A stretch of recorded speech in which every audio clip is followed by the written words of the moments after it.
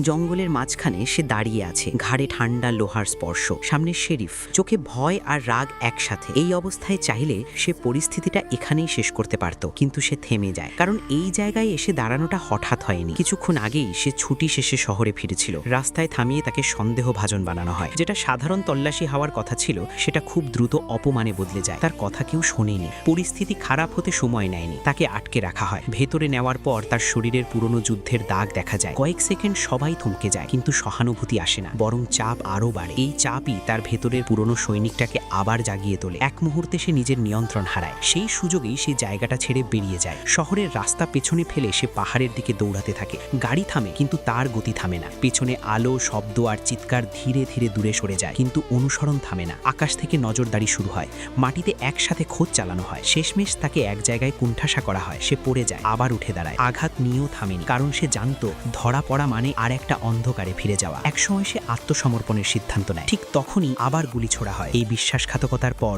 সে আবার অদৃশ্য হয়ে যায়। রাত নামে, অন্ধকার, শব্দ আর ছায়ার ভেতর দিয়ে সে একের পর এক পথ বদলায়। কারো কাছে সে শুধু একটা ছায়া, কারো কাছে একটা ভয়। আর শেষে সে আবার এই জায়গায় এসে দাঁড়ায়। শেরিফের সামনে দাঁড়িয়ে সে ছুরি তোলে, কিন্তু আঘাত করে না। সে দেখিয়ে দেয় সে হত্যাকারী না, সে শুধু বাঁচতে চেয়েছিল।